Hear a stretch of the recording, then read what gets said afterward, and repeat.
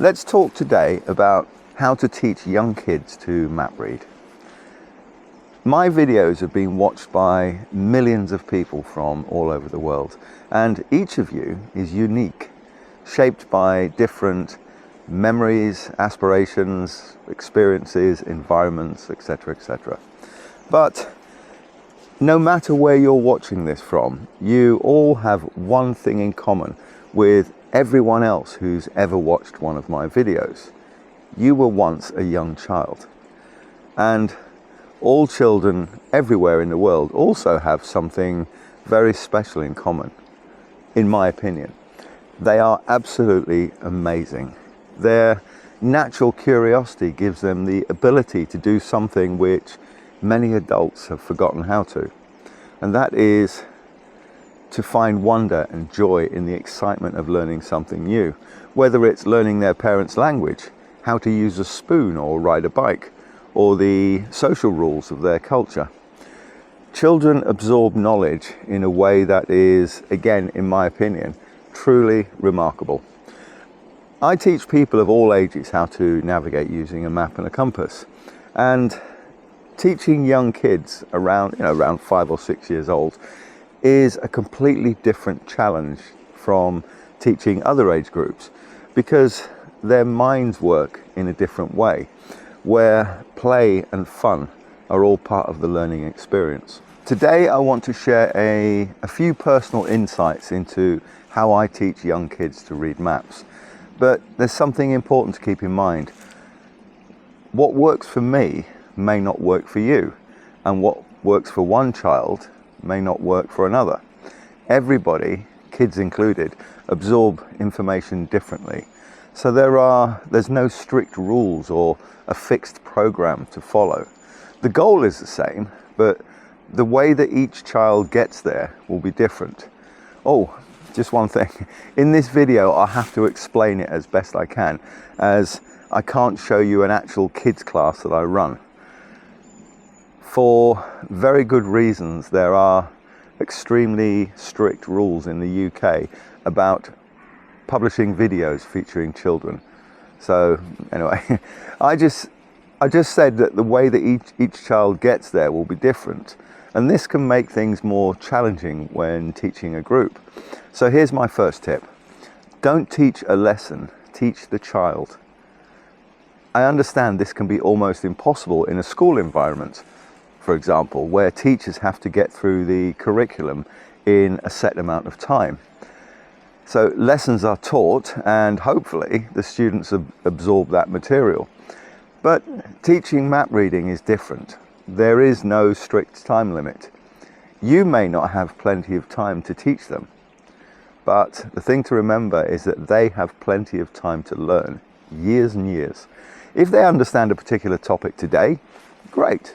If not, they can try again next week or next month or next year.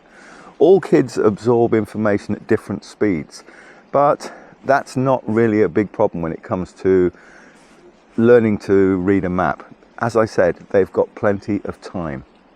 So that's my first step. They've got plenty of time. My next 3 tips are combined. Make it fun, get outside as soon as you can, and start each lesson with something they already know how to do. A great way of doing this is to start by drawing a simple plan of the room that you're in.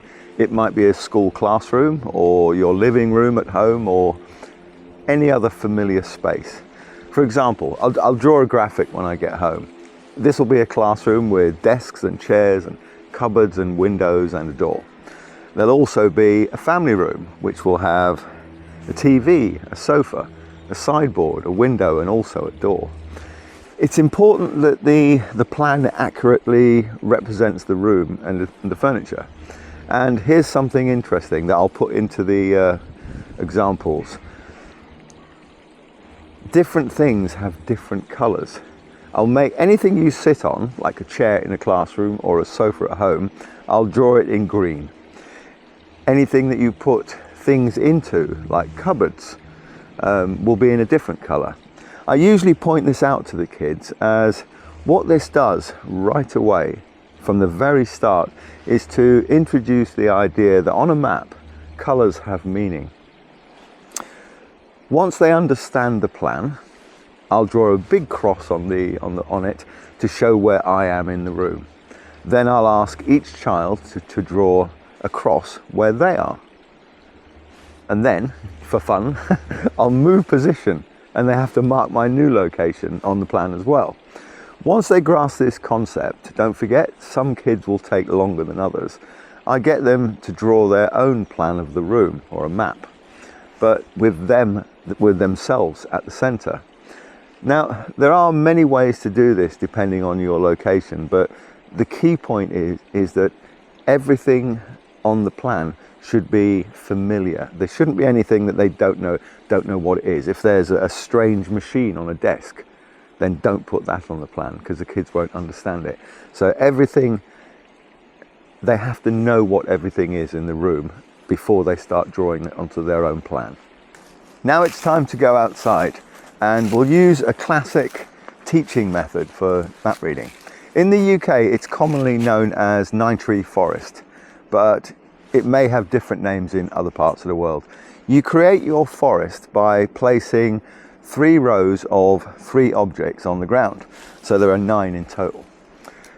You can use twigs, branches stuck into the ground, large rocks, plant pots, anything else that's available, as long as it's distinctive. I use these cones as I do it so often. That's the only reason I've got these.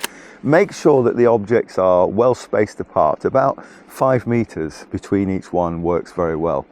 I often start by having the kids point at the sky and shout north as loud as they can. Then they point at their feet and they shout south. It's fun. Left, west, right, east. And then I mix it up as much as I can. We all know that kids love making a noise, so this is a fun way to introduce direction. Next, I'll point in some direction and have them shout out which way I'm facing.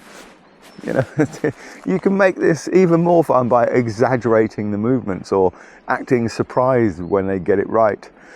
Then I'll stand on one side of the forest and ask, where am I? North, south, east or west? Or I may assign different kids to different positions in the forest, on the side of the forest. So you go to the north side, you go to the west, I want you to stand on the south, this sort of thing. The idea is to keep it lively and let the kids, my ears are still ringing from the last class I taught, but if they want to make a noise, let them make a noise. So this is our 9-tree forest, which is set out. Normally it would be a lot larger than this, 5 meters apart. But for today, for this video, this will do. Each child will get a piece of paper with 3 rows of 3 dots, and that matches the layout of the forest. At the top of the page, it will say north, at the bottom it will say south, west and east. I tell them that they are standing at the south side of the forest. The next thing they need to do is they need to move to the trees within the forest. So I'll go around and I'll draw a circle around one of the dots on each child's paper. Placing each child as a different place to go to. And their task is to run to the circled dot or the tree in the forest. Once that's done, and that's done a few times successfully, we'll all go back to the south side of the forest and I will draw a line from their circled dot to another dot or another tree, and I will simply say 3, 2, 1, go. They go to the circled one and then 3, 2, 1, go, and then they walk to the next one that's at the end of their line. The important thing is to check that they're in the right place. If they are, great. If not, I'll explain it a few times and we'll try it again. Don't forget that, as I said to start, there's plenty of time. There's no need to rush. The kids can swap papers and repeat the exercise. And we keep doing this until every child can follow the task correctly and they can navigate from what they see on their piece of paper. They can use this as their map and they can navigate to a tree and then from that tree to another one. Next, we're going to extend the 9-tree forest game. And don't forget, it is a game. Once they master the basic movement of going from one dot or tree to another, we'll make it slightly more complex by extending the route to 3 or maybe 4 trees. Same process, 3, 2, 1, go. They move to the first dot, and then 3, 2, 1, go to the next and the next. Why is the 9-tree forest so successful when teaching young kids to read a map? I'd say, don't forget this is just my opinion, so it may be wrong, it's a fun, interactive way of teaching 2 key concepts. That a map is a picture of what is on the ground, and that you can navigate by following a map. And most importantly, as I said, it's a game. If kids are having fun, they're learning without even realizing it. You could look into it slightly deeper and say that the 9-tree forest game is used so much as it's a method of teaching foundational skills in spatial awareness and direction and navigation, all the while keeping the kids totally engaged. As I said, I keep saying the trick is to make it fun and also build on what they already know and give them plenty of time to enjoy the game. This 9-tree forest game can be played in any open space using virtually anything as trees. So the setup cost is nil, it costs nothing. I mean, this is one of my 9-tree forest maps. I use them all the time. As you can see, this one's laminated. So at the end of each game, I can just wipe off the lines and I can use it again next time. I actually don't know what this is. Here, what do you think this is? It's just, there's a wall here. This area is very hilly. So I imagine they've cut this, they've dug into the hill to make a road or a trackway. And this is a restraining wall, and this is a buttress to give the wall more strength. What do you think? I don't know. It's not a flying buttress, obviously, but it's a buttress of sorts. There's an awful lot of work gone into this. I almost started to waffle then. No, this time for this video, I'm going to stay on topic. So what was I talking about? Oh yeah, kids map reading. The next step is to use a real map. And I'm not talking about a full-size Ordnance Survey map, but rather I'm just talking about a small section that you've prepared before the session, like these. Make sure that whatever you use contains details which a child will understand. As an example, children know that trees are green and grass is green and water is blue. Buildings have straight lines, etc., etc. So the map should be enlarged so it's very, very clear and easy to read. And this should be done in an area where there is, what's the word? There's no danger, so the kids can walk about freely, you know. So not on a road, but it could be in a park or a school's play area or any other open space that is secure. This is just a continuation of the game that they played right at the very start in the room. So we're beginning, as I said, always begin with something they already know. So you've got your map of the area. Ask them where they are on the map, and you should start in a very obvious place, such as a large door or by a gate, something which is very obvious on the map. Then go to a different part of the area and ask them, where are we now? Again, make it somewhere easy. It's not, the idea is not to catch them out, it's still fun, it's a game. So hopefully you're now starting to see the progression. So now, progressing on from the 9-tree forest, we're going to go to somewhere that's shown on the map. So what we do, well, what I do, is I draw lines on the map from where we are to some other place. And then we'll just walk along the line. And just like in the 9-tree forest game, we can start to add more lines and follow them.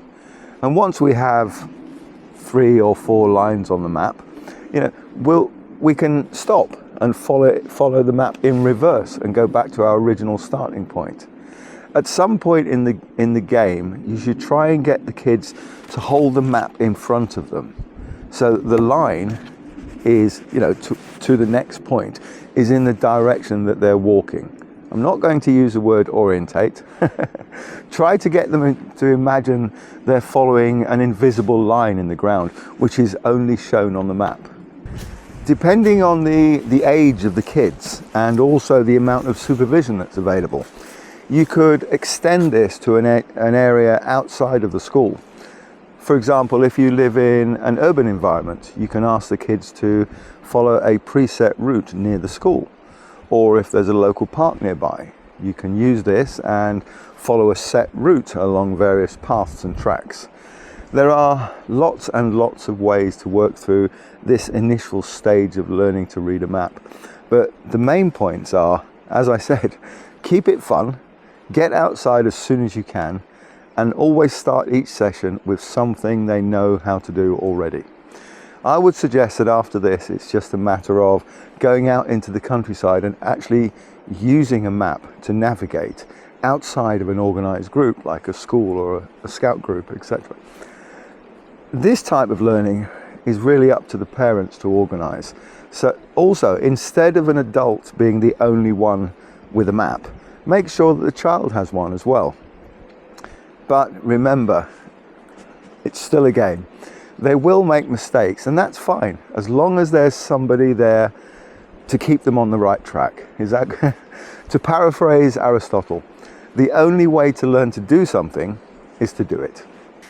I get a lot of parents asking me, when can their child start to use a compass, one of these? I would say that once they're comfortable with using a map, it may be time to gently introduce them to a compass. But that's a different video, which I'll do in the future. I'll give you the basics. They're still the same. Make it fun, get outside as soon as you can, and start with something they already know. As an example, you can use the 9-tree forest, but this time, instead of following lines on a piece of paper, you can walk around it following numbers as direction.